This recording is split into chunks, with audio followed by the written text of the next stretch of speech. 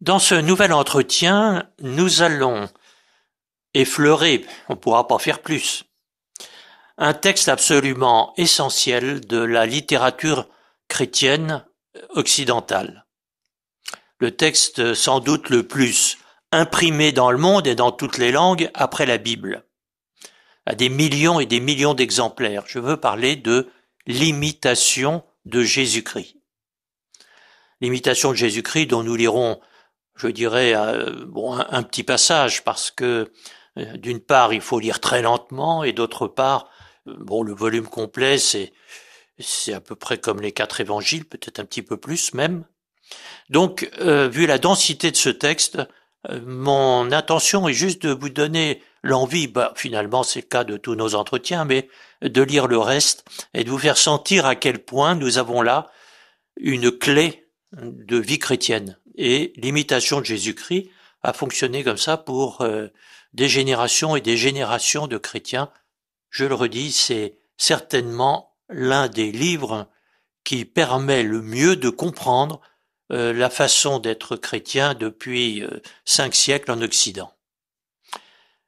Qui est son auteur? Eh bien, un livre aussi connu, l'auteur en est très probablement, mais on en débat encore, un certain Thomas à Kempis, de la ville de Kempen, dans la vallée du Rhin. Personnellement, je suis absolument convaincu que c'est lui l'auteur. Parmi les raisons fortes, il y a que, quand on est un petit peu habitué au texte original qui est en latin, latin de la Renaissance, très agréable à lire, en réalité, il y a des tournures qui montrent que la langue maternelle de l'auteur devait être le néerlandais, le moyen néerlandais, un petit peu après. Bon.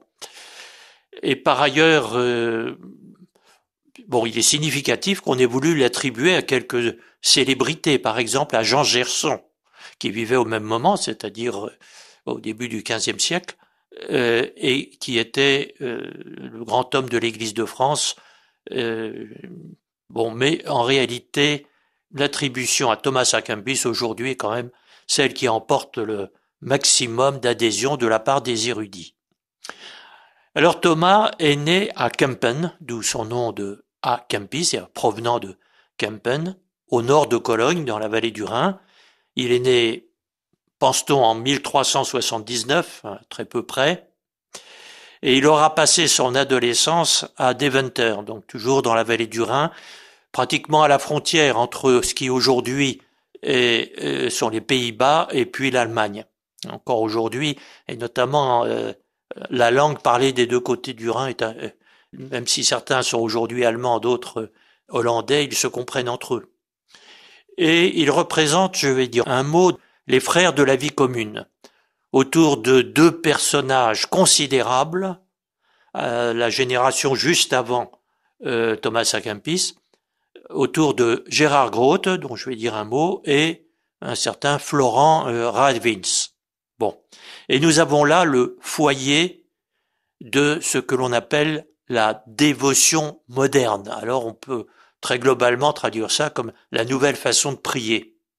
Tout entière, je dirais, fondée sur la vie intérieure, sur le recueillement, alors que les siècles précédents étaient des siècles de liturgie, où prier, c'était d'abord comme le moine passer des heures à réciter les psaumes, à écouter la parole de Dieu. Bon, alors ici, il faut que je dise un mot du contexte dans lequel va naître l'imitation de Jésus-Christ, parce que ce passage d'une église, on va dire, qui célèbre beaucoup, dont la liturgie est très abondante, dans des monastères très massifs, très visibles, avec énormément de moines, passage à une vie spirituelle beaucoup plus intérieure, qui ne s'enferme pas forcément dans les cloîtres. Bon, là, il y a quelque chose d'essentiel, qui est contemporain aussi de la naissance du protestantisme, qui est contemporain, je dirais, de l'effondrement aussi des structures du Moyen-Âge, et notamment de la très forte imbrication entre structures civiles et structures religieuses. C'est le moment où, je dirais, l'Église et les États qui sont en train de naître, et de toute façon le pouvoir civil, la distinction est en train de s'affirmer, et être chrétien va être de plus en plus un choix de vie personnelle et de vie personnelle d'intimité avec la personne même du Christ. Voilà. Alors, le contexte historique, nous sommes dans les années 1420-1430, au moment de la rédaction de l'imitation de Jésus-Christ.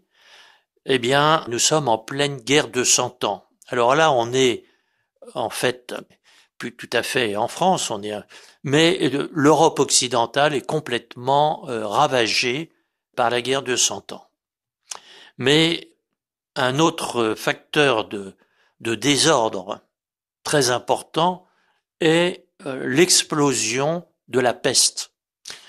Cette maladie venue sans doute par les bateaux d'Extrême-Orient à partir de 1350. Donc là, ça fait déjà, je dirais, 2 générations que la peste est là.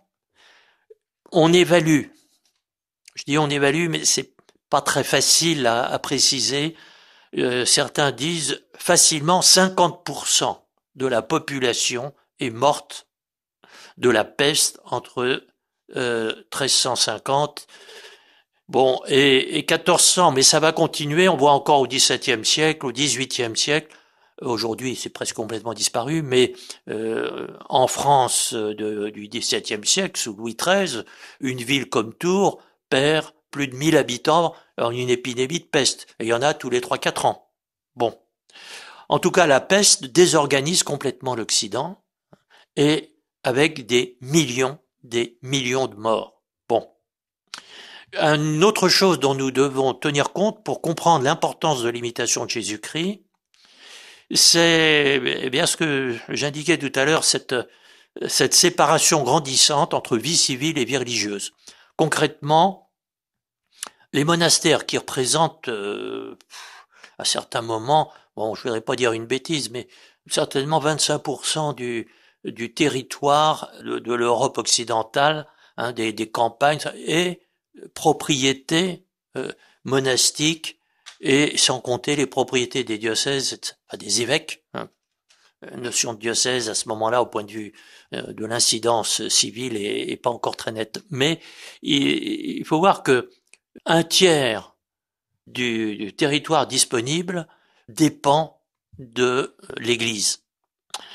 Alors on comprend aussi que ce soit des conflits sans fin avec le pouvoir civil, l'empereur d'Allemagne, mais aussi le roi de France, en Angleterre aussi le roi d'Angleterre, mais avec les problèmes de l'Angleterre à ce moment-là, guerre de 100 ans, je dirais, prend pas complètement son autonomie par rapport au reste de l'Europe. Bon, en tout cas, il faut bien voir que nous sommes dans des années, début du XVe siècle, nous sommes dans des années où les conflits se multiplient entre pouvoir civil et pouvoir religieux, et la grande arme du pouvoir religieux, particulièrement du pape, de moins en moins allié du pouvoir civil pour résoudre les problèmes de juridiction, de plus en plus de conflits. Le grand pouvoir du pape, c'est l'interdit. Autrement dit, qui fait alliance contre le pape avec l'empereur d'Allemagne, par exemple, le pape va dire « j'interdis toute cérémonie religieuse ».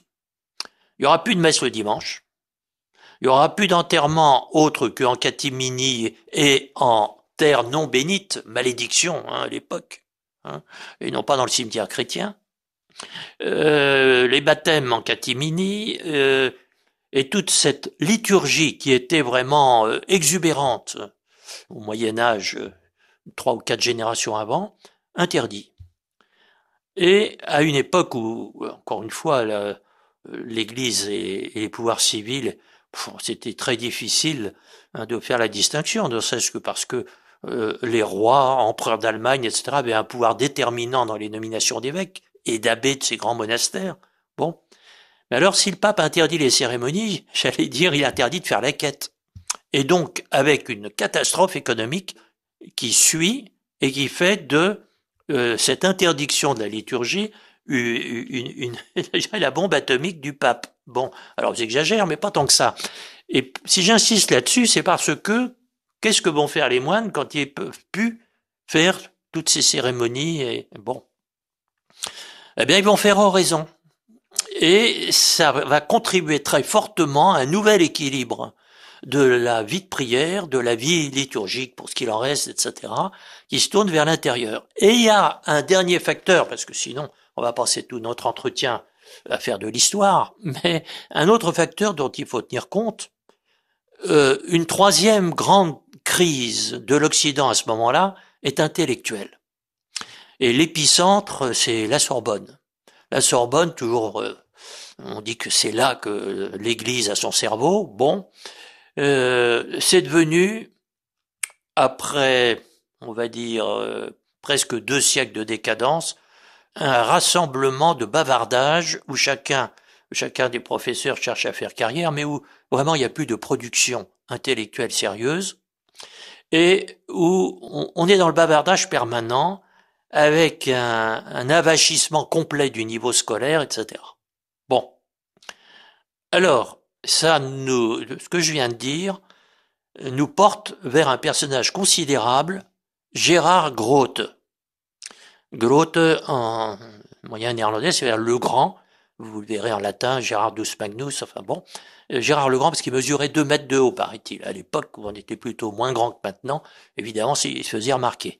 Alors, il était d'une famille fortunée de la vallée du Rhin, donc de Deventer, cette ville moyenne de la basse vallée du Rhin. Et après des études à la Sorbonne, sans doute assez brillant, il dit, alors là, plus jamais remettre les pieds à la Sorbonne. Il n'a aucune illusion sur l'état des monastères. Il a une exigence personnelle de vie chrétienne très forte et il se heurte à tous les désordres que je viens rapidement de résumer. Et à Deventer, il va réunir quelques amis qui vont former une sorte de fraternité laïque où l'on ne fait pas de vœux. Ah bah non, dans l'état des monastères, on ne veut pas être dans la vie religieuse. Où on ne reçoit pas le sacerdoce. Bah dans l'état des diocèses, on veut pas se remettre dans dans la logique épiscopale. Et donc on fait pas de vœux, mais on fait une seule promesse, ne plus jamais remettre les pieds à la Sorbonne. Bon.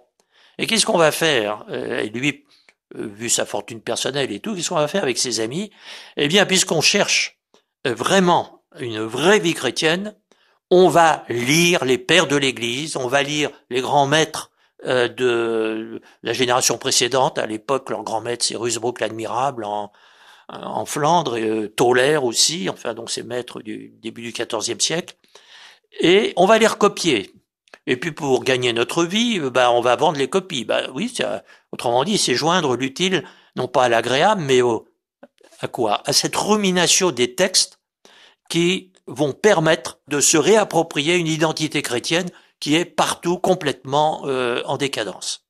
Et j'ajoute une dernière chose, c'est que c'est dans ce milieu-là qui va peu à peu réformer ce qui est réformable avant le Concile de Trente dans l'Église d'Occident, parce que par exemple les rois de France feront venir les frères de la vie commune à Paris pour essayer de relever les abbés bénédictines qui dépendaient du roi. Bon, c'est là que Saint Ignace de Loyola va, je dirais, découvrir cette vie spirituelle par l'intérieur, très autonome des structures de l'Église qui sont en pleine décadence, et ça va donner les jésuites, mais surtout ça va donner tout le système scolaire européen, puisque les jésuites, jusqu'à la Révolution française, avaient partout des collèges, et que même le lycée moderne actuel en France, par exemple, on peut montrer une certaine continuité avec ce dispositif, dont toute l'ambition est de retrouver les racines chrétiennes. Voilà. Eh bien, une génération après, il y aura Thomas à Kempis, élevé à Deventer, qui aura pour maître Grote et surtout Florence Radwins, et cette école, en quelque sorte, de Deventer, va aussi être à l'origine d'une branche monastique, et notamment, ça va être l'origine du monastère du Mont-Sainte-Agnès, donc aujourd'hui, le monastère n'existe plus, mais c'est au sud de la Belgique, et c'est là qu'il deviendra maître des novices, et que c'est comme maître des novices qu'il va rédiger l'imitation de Jésus-Christ.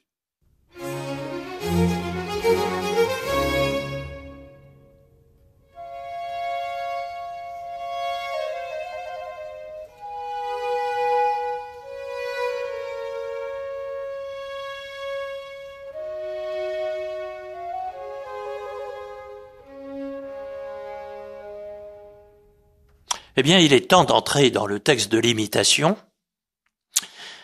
Je pense que beaucoup de ceux qui nous écoutent auront ouvert une fois ou l'autre, peut-être même de façon un peu persévérante, l'imitation de Jésus-Christ. C'est une succession de sentences réparties en 4 livres, et ça appartient à un genre littéraire tout à fait sympathique qu'on appelle un rapiarium.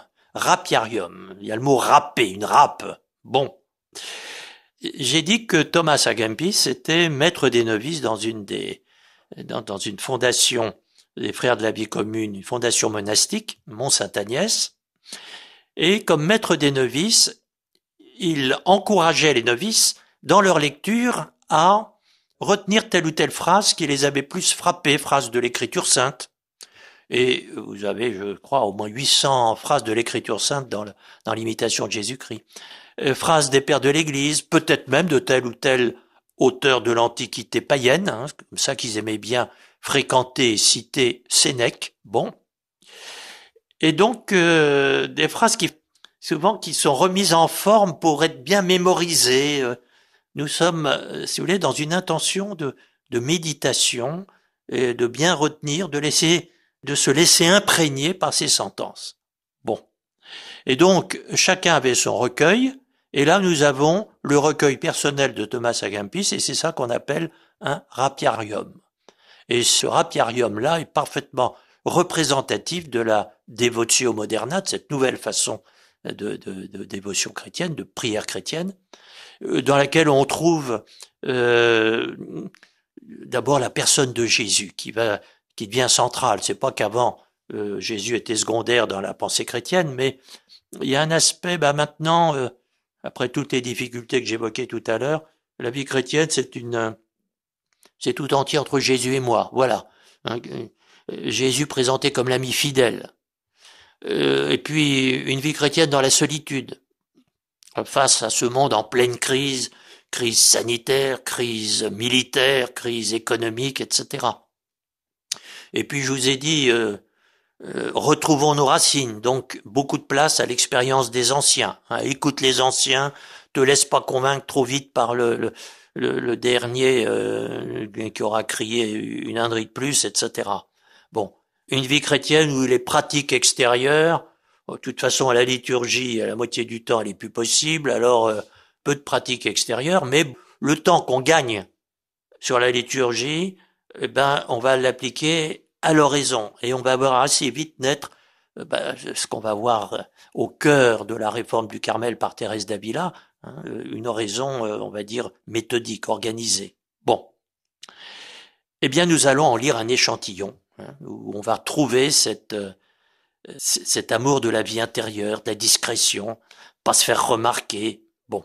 Et je prends un passage du 3e livre de l'imitation de Jésus-Christ intitulé de la consolation intérieure, c'est-à-dire de l'équilibre intérieur. Pas consolation au sens de vous savez, quand on voit ce qu'on voit, on a envie de pleurer. Non, mais consolation, comme le dira saint Ignace, qui est tout à fait dans ce milieu-là, qui hérite de ce milieu-là, perception d'une cohérence profonde en nous entre l'évangile et ce qui finalement va nous rendre heureux.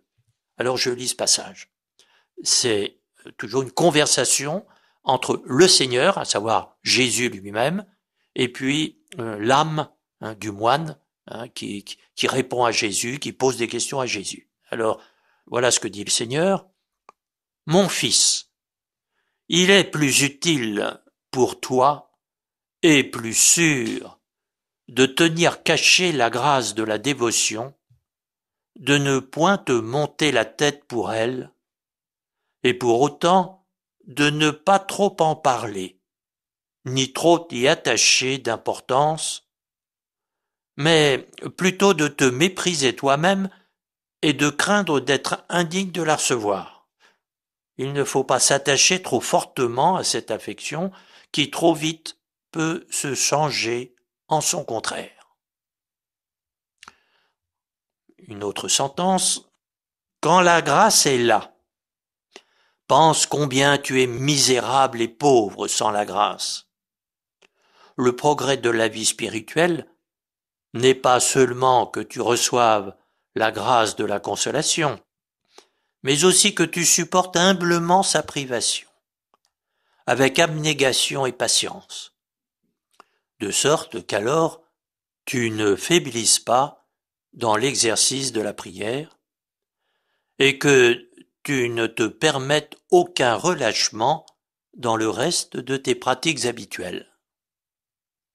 Fais au contraire de bon cœur tout ce qui dépend de toi, au mieux de ce que tu peux et comprends. Et ne te laisse pas complètement aller à cause de l'aridité ou de l'anxiété d'esprit que tu ressens. Beaucoup, en effet, quand les choses ne leur réussissent pas, tombent aussitôt dans l'impatience et la paresse. Mais la voix de l'homme n'est pas toujours en son pouvoir. C'est à Dieu de donner et de consoler, quand il veut, autant qu'il veut, et à qui il veut, comme il lui plaît, et non davantage. Des imprudents se sont perdus à cause de la grâce de la dévotion, parce qu'ils ont voulu faire plus qu'ils ne pouvaient, ne mesurant point leur petitesse, mais suivant plutôt l'affection du cœur que le jugement de la raison.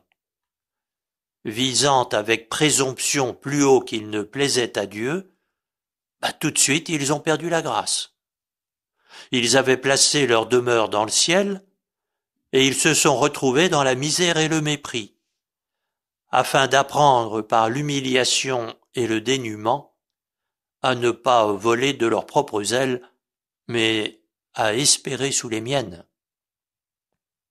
Souvent, une telle épreuve t'est plus utile qu'une perpétuelle réussite conforme à ta volonté, car les mérites de quelqu'un ne se mesurent pas au nombre de ses visions ou de ses consolations, ou à sa science des Écritures, ou au prestige de sa position, mais au fait qu'il soit enraciné dans l'humilité véritable et rempli de la divine charité, qu'il recherche toujours l'honneur de Dieu, purement et complètement, qu'il se considère comme rien et se méprise en vérité, et qu'il se réjouisse plus d'être méprisé et humilié par les autres que d'en être honoré. Eh bien, reprenons quelques-unes de ces sentences, et j'ai regretté de ne pas les lire en latin, parce que, en plus, c'est un latin extrêmement agréable à écouter. Je disais, chacun dans son rapiarium était invité à reformuler les choses, et d'une façon qui lui plaise, qui lui revienne facilement à l'esprit. Bon, mais enfin, reprenons. Et d'abord le tout début, lorsque Jésus exhorte le moine de la façon suivante. Mon fils, il est plus utile pour toi et plus sûr de tenir caché la grâce de la dévotion, de ne point te monter la tête pour elle, et donc de ne pas y attacher trop d'importance. Bon.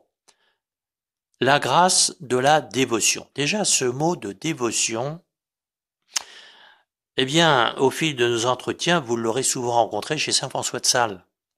Il est en train de se mettre en place, je dirais, dans le vocabulaire moderne, sachant qu'il a toujours été dans le vocabulaire chrétien comme, je dirais, un des mots-clés qui traversent pratiquement 18 ou 19 siècles. Aujourd'hui, il est tombé en désuétude, au moins dans son sens classique. Mais ce mot résume le point d'équilibre du chrétien. C'est-à-dire, ce que tu as dit au baptême, je me voue, dévotion vient du verbe vouer, je me voue à Jésus-Christ. Bon. Et la grâce de la dévotion, puisqu'on peut la tenir cachée, c'est quelque chose d'imperceptible, puisque de l'extérieur, t'as pas besoin de la montrer, elle est en toi. Bon.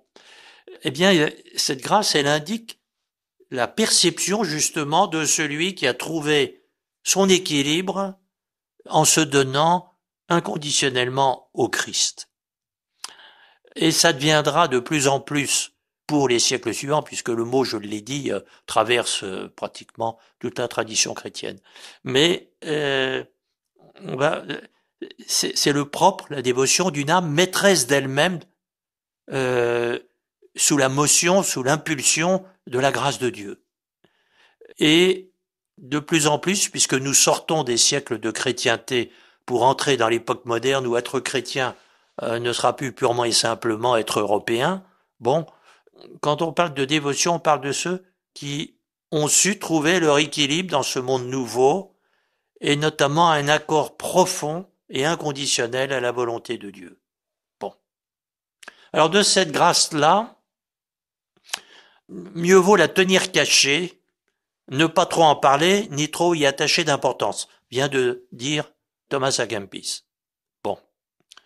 Alors je constate d'abord que, même dans les siècles de chrétienté, il y a cette recommandation des grands maîtres, ta vie intérieure ne regarde personne. Pourquoi? Pas parce que c'est honteux, mais parce que l'essentiel d'une vie chrétienne se passe à l'intérieur. On n'est pas chrétien pour faire ceci ou cela. On est chrétien parce que on a découvert, par des chemins que Dieu seul connaît, que la belle vie, c'est Jésus. Voilà. Et Jésus lui-même nous dit, la belle vie, c'est d'être enfant de Dieu, c'est d'être uni au Père. Et Jésus lui-même n'a pas été reconnu dans sa vie intérieure, dans sa vie d'union à son Père. S'il l'avait reconnu, il l'aurait pas crucifié, dit saint Paul. Hein?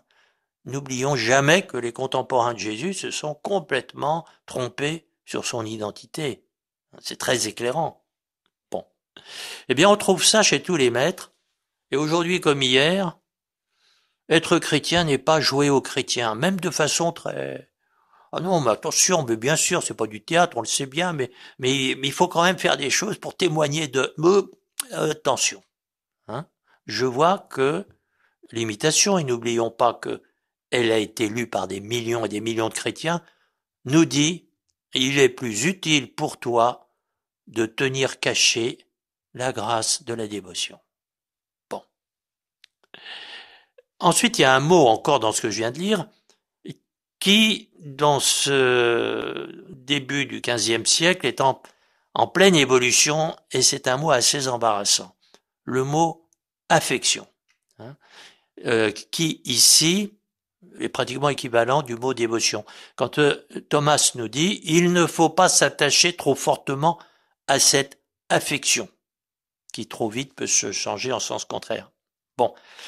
Il a à la fois son sens monastique ancien, d'attachement très senti, volontaire à la volonté de Dieu, mais on voit ici que il faut s'en méfier aussi, parce que on voit s'affirmer un autre sens qui a toujours existé, mais qui jusqu'ici n'était pas très important, un autre sens du mot affection, qui devient l'affection sentimentale moderne.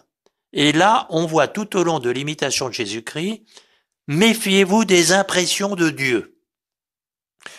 J'ai dit que là, on assiste avec l'imitation à une mutation fondamentale de la prière en Occident, de moins en moins spectaculaire, liturgique, avec une application du corps, de la visibilité, etc. Et de plus en plus, ça se passe dans ton cœur.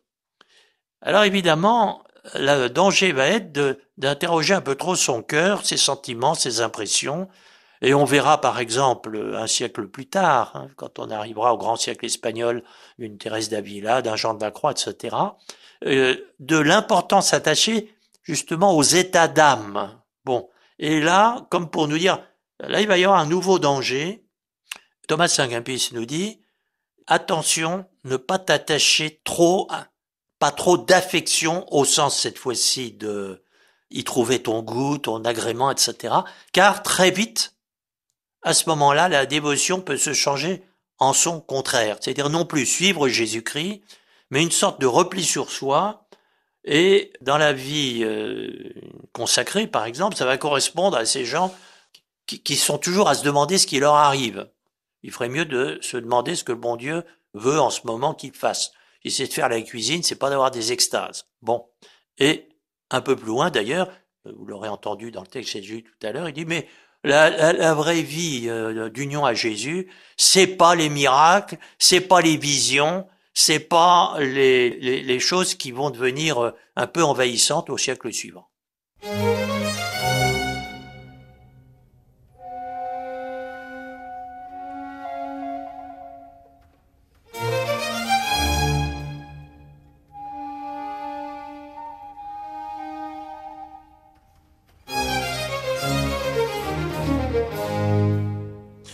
Bien, prenons maintenant la suite du texte.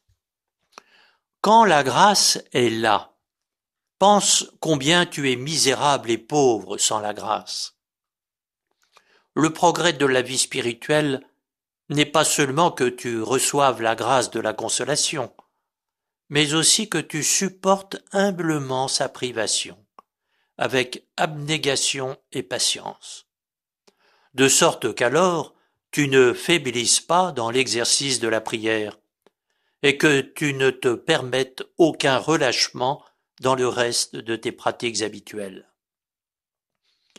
Fais au contraire de bon cœur tout ce qui dépend de toi, au mieux de ce que tu peux et comprends, et ne te laisse pas complètement aller à cause de l'aridité ou de l'anxiété d'esprit que tu ressens. Beaucoup, en effet, quand les choses ne leur réussissent pas, tombent aussitôt dans l'impatience et la paresse.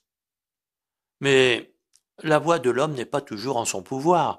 C'est à Dieu de donner et de consoler quand il veut, autant qu'il veut, et à qui il veut, comme il lui plaît, et non davantage. Bon.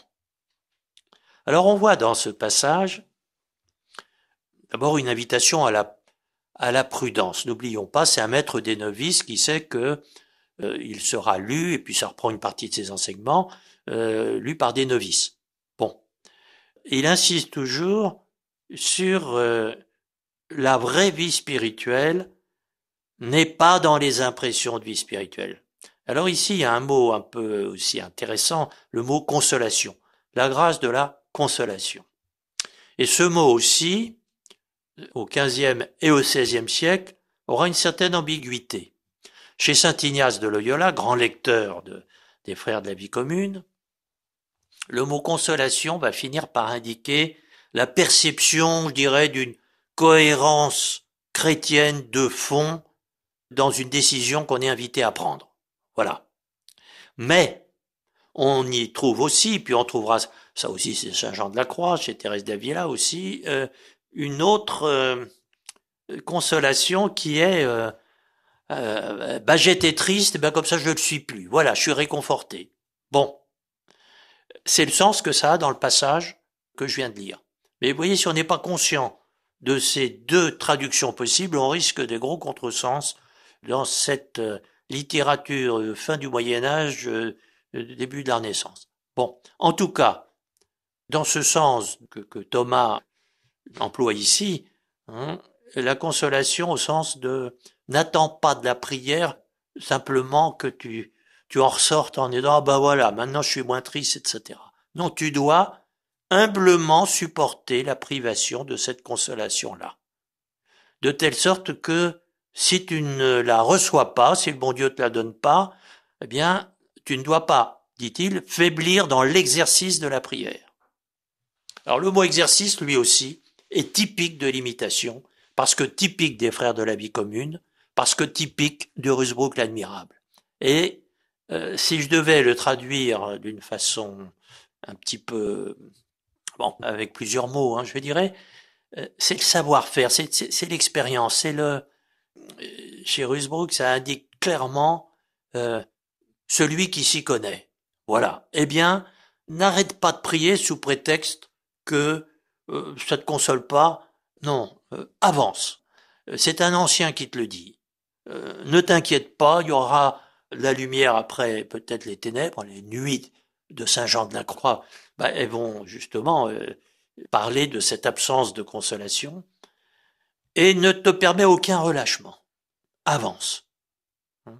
Avance dans cet exercice. Mais donc, vous voyez que c'est pas un exercice poisé alter, entraînement, mais c'est un exercice de pratique, voilà, de savoir-faire. Il ne faut pas que ta prière se règle sur l'impression de prière. Hein.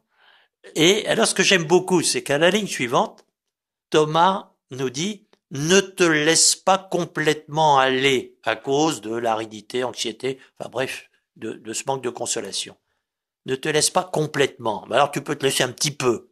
Et ça montre, je dirais, le maître spirituel qui sait que, attendez, on n'est pas là pour la performance, on est là pour avancer humblement à la suite de Jésus. Bon. On sent qu'il a l'expérience et qu'il sait qu'il parle à des gens qui doivent dépasser leur, je dirais, leur petite misère du moment, hein, parce que cette petite misère peut être grande misère, parce qu'il dit, hein, il y a des moments où tu as envie de tout lâcher, de laisser complètement aller.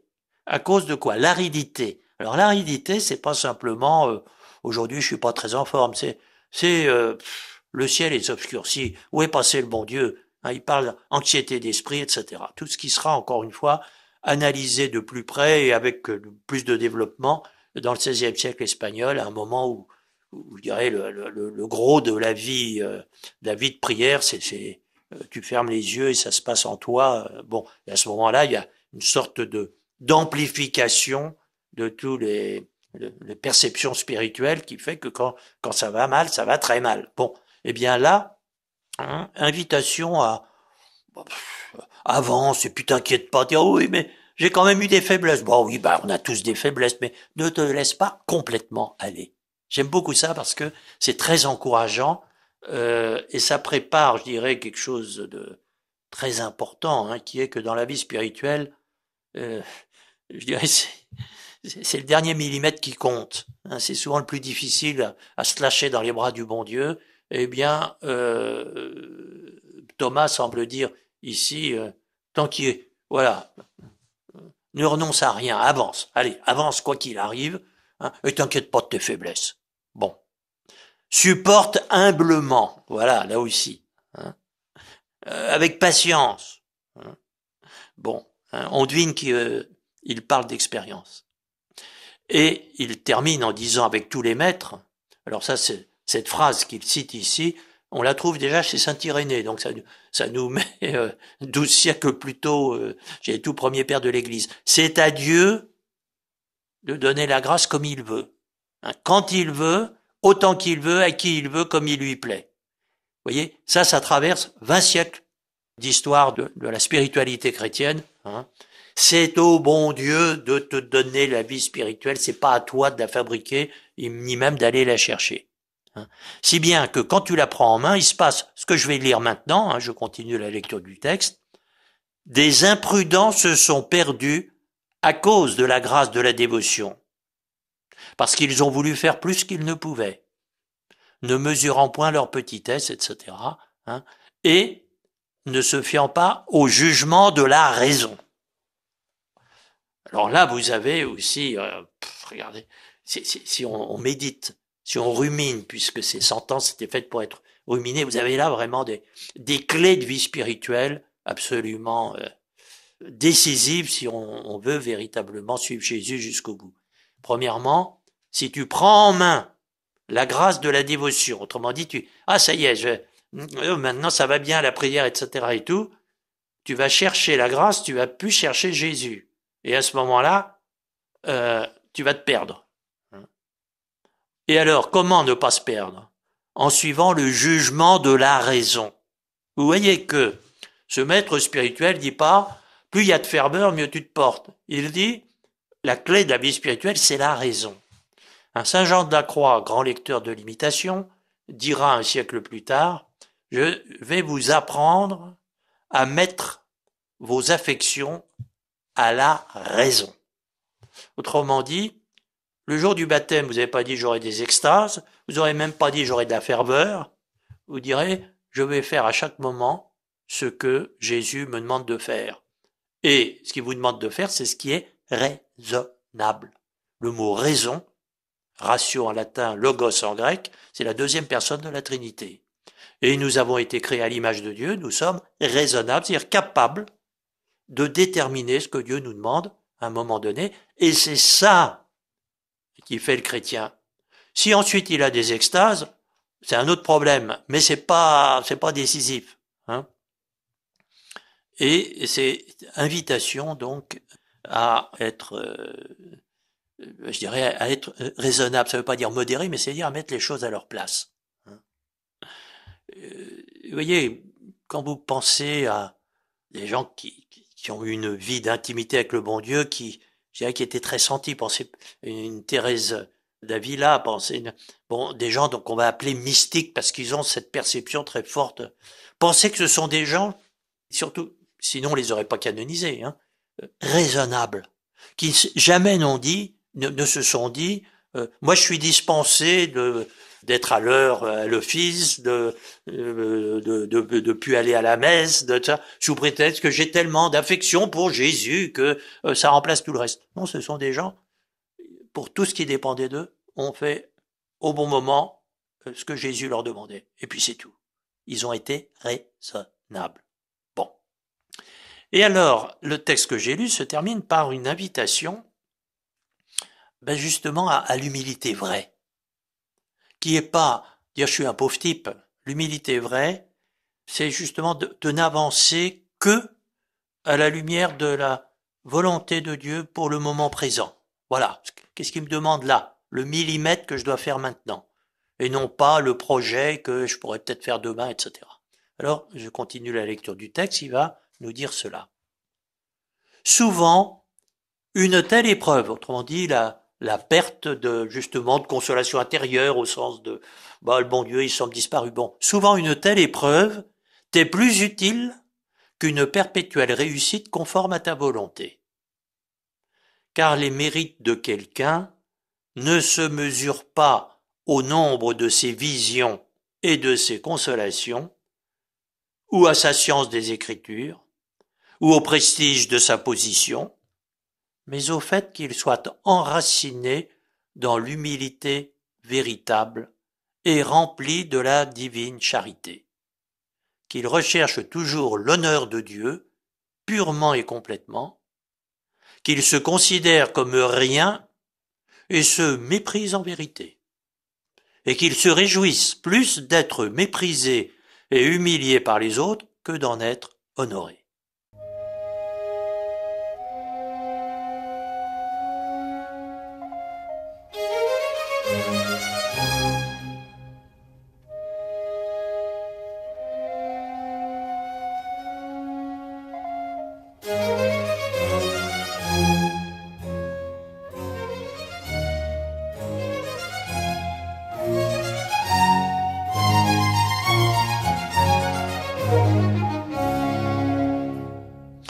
Dans ce que je viens de lire, on devine le maître des novices qui est toujours soucieux d'avertir les novices pour pas qu'ils s'inquiètent dans l'épreuve. Hein. Tu verras, quand tu auras des épreuves, sache que c'est plus utile que si tout semblait aller bien.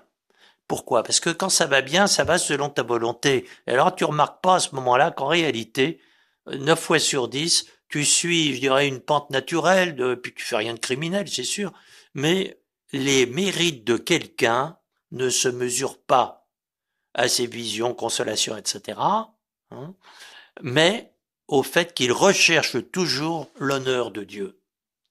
Vous retrouverez ça chez saint Ignace. Hein. Tout s'explique finalement par l'honneur de Dieu, la gloire de Dieu, et donc déjà, ce pré-saint Ignace qui est Thomas à Kempis, je dirais, cherche toujours l'honneur de Dieu, t'inquiète pas de toi-même. Bon.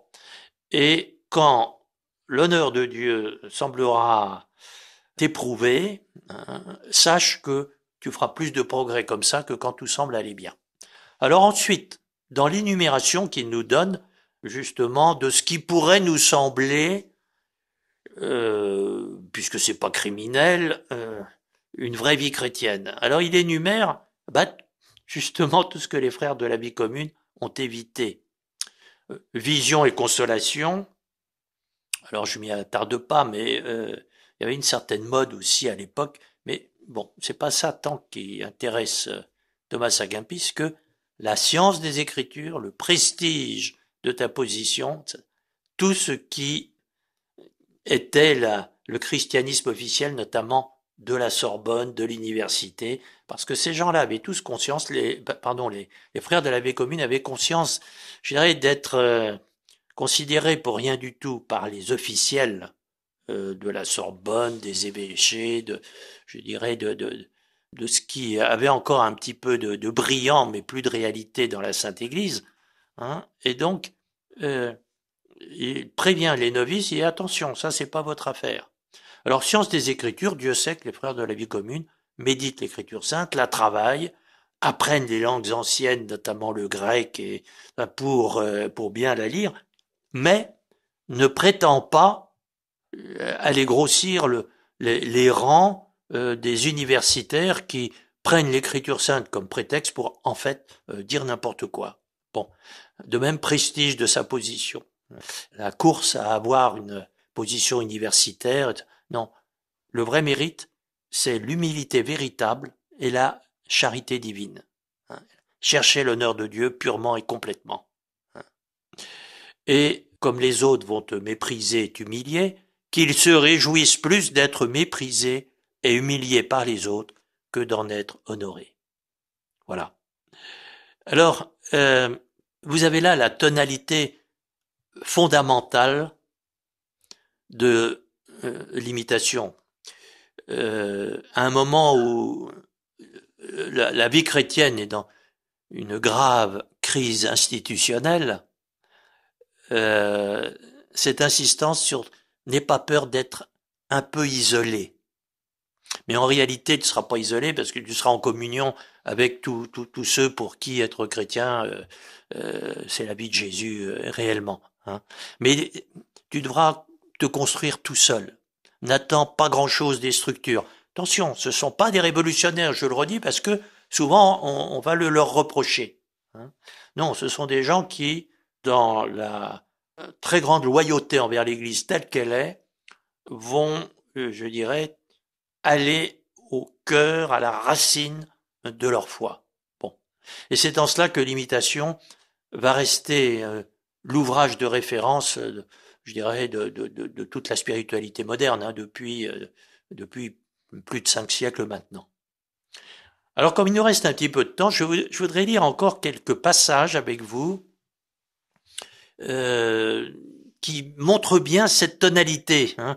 Je le redis, on n'en finirait pas, et je souhaite à tous nos éditeurs de le faire, mais de méditer phrase après phrase ces milliers hein, de sentences que vous trouvez dans l'imitation de Jésus-Christ.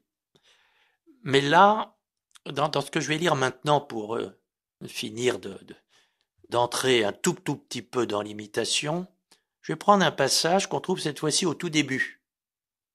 Au premier livre, hein, il y en a 4, j'ai dit, mais au premier livre de l'imitation, sur le bavardage, sur les paroles, sur le fait que 9 fois sur 10, on ferait mieux de se taire. Hein. Garde-toi de l'agitation des hommes autant que tu le peux. En effet, se mêler des affaires du siècle, dans la rue, dans la cité, se mêler des affaires du siècle embarrasse beaucoup, même si on les traite avec simplicité d'intention. Bien vite, en effet, la vanité nous atteint et nous en voilà prisonniers. Ah, j'aurais bien souvent voulu me taire et ne pas paraître parmi les hommes.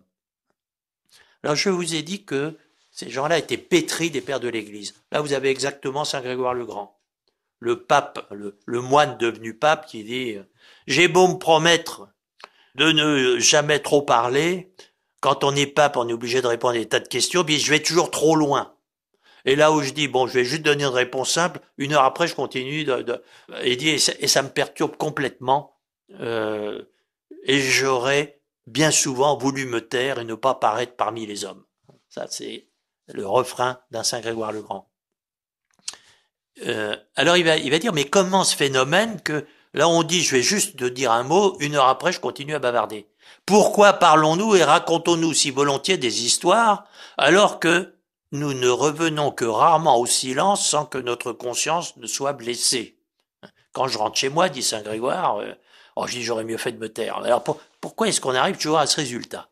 Eh bien voilà pourquoi nous parlons si volontiers. C'est parce que nous cherchons à nous consoler les uns les autres par des discours entre nous, et nous voudrions soulager notre cœur fatigué par bien des pensées. Et il est très plaisant de pouvoir parler de ce que nous aimons ou désirons beaucoup, de ce que nous ressentons comme opposé à nous, et de pouvoir y penser. Mais malheureusement, c'est souvent vainement et pour rien, car cette consolation extérieure ne fait pas peu de tort à la consolation intérieure et divine. Voilà où il voulait en venir. Si vous cherchez le soulagement à l'extérieur, alors c'est sous des prétextes, mais vous savez, oh, ce que j'en dis, c'est histoire de causer, puis voilà tout. Bon, ben pendant ce temps-là, tu ne connaîtras pas la consolation intérieure et divine. Aussi faut-il veiller et prier, de telle sorte que le temps ne soit pas perdu au bavardage. Alors maintenant, il y a une dernière chose peut-être, parce que je vois que l'heure tourne, qui va vous montrer ce que j'essayais d'esquisser tout à l'heure, je dirais une réforme de la vie religieuse en cours. J'ai dit que c'est au Mont-Sainte-Agnès et dans la famille monastique née des frères de la vie commune, on prend la règle de Saint-Augustin, c'est-à-dire organiser une vie fraternelle toute simple, en ce sens beaucoup moins contraignante, beaucoup plus souple que la règle bénédictine. Et alors, que devient le silence dans la communauté dans ces conditions-là? Bon, eh bien, voilà ce que dit Thomas à ses novices. Quand il est permis de parler, et que cela est utile, que les paroles soient pour édifier. Parce que la mauvaise habitude et la négligence à progresser contribuent beaucoup à l'intempérance de notre langue, alors que parler avec dévotion des réalités spirituelles n'est pas une petite aide au progrès spirituel, surtout là où des personnes semblables, par la vocation, des personnes semblables quant à l'âme et à l'esprit s'associent en Dieu. Alors je cite ça parce que vous avez une petite révolution monastique là. Quand il est permis de parler, et quand vous regardez la règle de Saint-Augustin, tant que ça ne dérange pas, vous pouvez parler. Là où, dans la règle de Saint-Benoît, il y a, je dirais, une discipline qui est que le fait même de se taire est ressenti comme, voilà, c'est un terrain de lutte contre toi-même et tout, et ça vaut par soi-même. Tandis que là, il s'agit simplement de ne pas déranger ceux avec lesquels on s'est groupé pour cultiver cette vie intérieure. Bon. Et à ce moment-là, il y a une aide fraternelle à parler. Alors, vous avez entendu tout à l'heure, pas de votre vie intérieure, mais de comment vous comprenez l'Écriture sainte, il y a des conversations qui visent à cette intelligence de l'identité chrétienne que nous cultivons. Et vous retrouverez ça, par exemple, chez Sainte Thérèse d'Avila, lectrice de l'imitation, où pas parler de soi, mais parler du bon Dieu nous aide. Si c'est, encore une fois, d'une façon qui n'est pas se montrer, mais qui est travailler ensemble les textes de la tradition, par exemple. Bon. Alors, j'ai sous les yeux des tas de passages encore de l'imitation. Il y en a un que je vais lire maintenant, ce sera presque en tout cas ma conclusion, qui est très amusant. Tellement il est vrai, mais qui nous montre aussi, je dirais, l'ouverture d'esprit de ces frères de la vie commune et donc de Thomas à Kempis, parce qu'il va citer, bon, il dit pas que sa phrase vient de Sénèque, mais il va citer Sénèque, ce sage latin, dans ses lettres à Lucilius, Sénèque est un sage tellement de bon sens et que beaucoup de pères de l'Église ont dit oui, en fait c'était un chrétien. Il a prétendu qu'il a rencontré les apôtres. Bon, historiquement il n'y a c'est absolument pas vrai. Mais cette volonté d'annexer Sénèque à la réflexion chrétienne. Alors c'est comme ça que Thomas va à la fois nous dire ce qu'il ressent profondément pour son compte et ce que l'époque lui fait ressentir, cette époque troublée de mille façons, et puis ce qu'il trouve justement dans la sagesse païenne déjà. Les plus grands saints évitaient la compagnie des hommes lorsqu'ils le pouvaient et choisissaient de servir Dieu dans le secret. Quelqu'un a dit « Toutes les fois que je me suis trouvé parmi les hommes, j'en suis revenu moins homme. C'est ce que l'on expérimente d'autant plus que l'on passe son temps à bavarder. Alors celui qui a dit ça, c'est Sénèque, donc. Mais voyez comme c'est sage, et comme je crois qu'on peut tous l'expérimenter, et il nous dit, les saints n'ont pas vécu comme ça. Quand on revient de chez les hommes, on s'aperçoit qu'on est moins homme. Donc fallait pas y aller. Voilà. Alors ce privilège de la retraite, de la solitude, on a souvent dit, bah, c'est parce que Thomas à Kempis, c'était un type, un misanthrope qui voulait voir personne. Pas du tout. Quelqu'un qui, vivant en communion, voit tout ce qu'il y a d'artificiel quand on vit non pas en communion, mais je dirais en paquet, en groupe. Hein. Dans le métro, il n'y a pas de communion. Hein, et il y a beaucoup de bavardage. Pas plus maintenant, puisque tout le monde a sur les oreilles des machins pour écouter les bavardages électroniques. Mais vous avez là quelque chose qui est typique de l'imitation. La clé de la vie spirituelle. Et à partir de là, la clé aussi d'un renouveau de l'Église auquel ils ont contribué plus que tous les bavards du monde. Hein. Bon, on n'a pas le temps, mais ça vaudrait la peine de montrer la fécondité de non seulement d'imitation, mais de toute cette famille d'esprit. Bon, ben ils disent les saints ne cherchent pas la compagnie des hommes. Pourquoi? Parce que les hommes, eux, cherchent les saints et finissent par les trouver. Donc il n'y a pas besoin, je dirais, de partir à la conquête du monde. Hein. Ça viendra tout seul, d'une certaine façon. Mais si vous, finalement, pour fuir la vie intérieure, vous précipitez vers tout le monde et la vie extérieure, vous allez expérimenter ce que dit Sénèque. Toutes les fois que je me suis trouvé parmi les hommes, j'en suis revenu moins homme. Voilà. Eh bien, pour le reste, bah, précipitez-vous sur notre site internet, hein, sur notre audiothèque, où vous avez aussi beaucoup de choses qui concernent l'imitation de Jésus-Christ, et j'espère surtout que ceux qui nous auront suivis jusque-là retrouveront ce livre immortel.